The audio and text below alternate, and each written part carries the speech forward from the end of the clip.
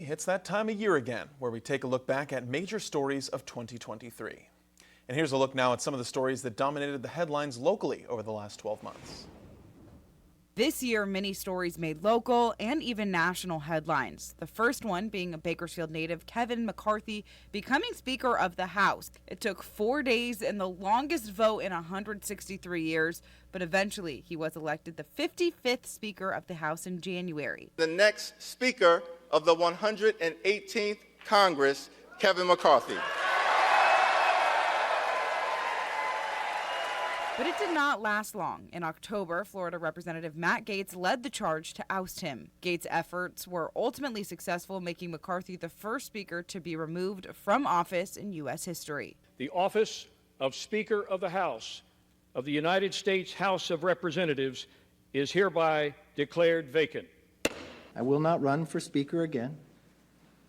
I'll have the conference pick somebody else. But one thing McCarthy has been passionate about is veterans. Years before the speakership, he fought for a new veterans clinic in Bakersfield, but it has not come without its delays. Throughout the years, there have been many appeals filed by a group calling themselves Progress for Bakersfield Veterans. Through an Eyewitness News investigation, we have learned this group is a subsidiary under the same equity group that owns the current VA clinic.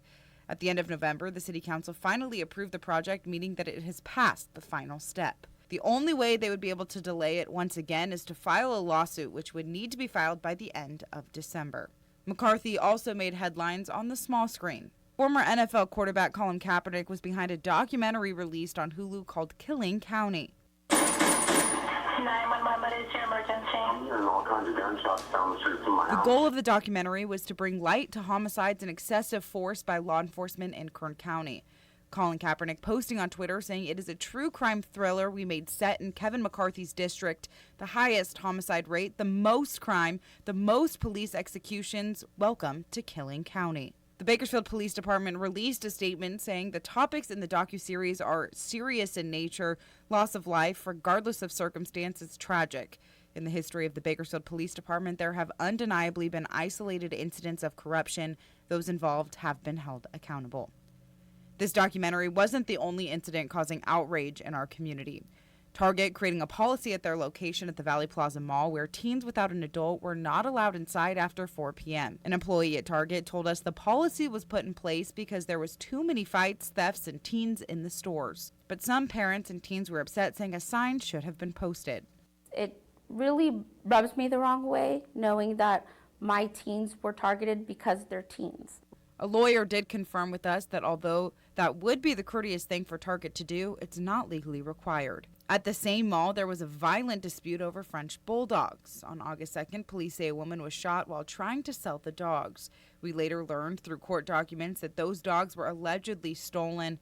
The owner says she went to get her dogs back with a friend and her father. During the course of that confrontation, the woman who brought the dogs was shot. She did survive her injuries.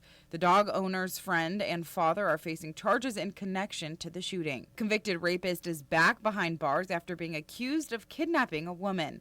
Ronald Feldmeyer was known as the pillowcase rapist in Northern California for raping multiple people in the 80s. He was released in 2019 after serving just half of his 67-year sentence and was arrested again in 2020 for not registering as a sex offender in Kern County. While waiting to face those charges, he was arrested again after a woman claimed she was kidnapped after getting into his car to get food. According to court documents, she got into the car on her own, but when she asked him to stop the car and let her out, he didn't. Police say he allegedly kept going, hitting speeds of 80 miles per hour, and that's when she decided to jump out of the moving car. According to court records, a jury failed to reach verdicts on the kidnapping and false imprisonment with violence charges. His retrial is set for February. Kern County suffered some pretty big losses this year as well. Beloved teacher, veteran, and family man Larry Hallam was killed in a crash. He loved people. Relationships were important to him. He was a good man. He was a good man. And those are hard to find.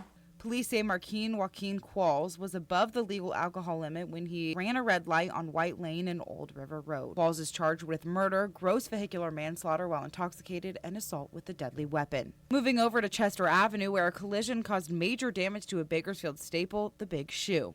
The fun-looking building was not looking very good after it got hit during a crash back in February. While it was severely damaged, the good news was that business was still booming. They're loyal, they're happy with my work, and they keep coming. They keep coming back. The total repairs took 4 months. God, everything turned out to be better. They fix the outside, they fix the inside, and everything. Business is good.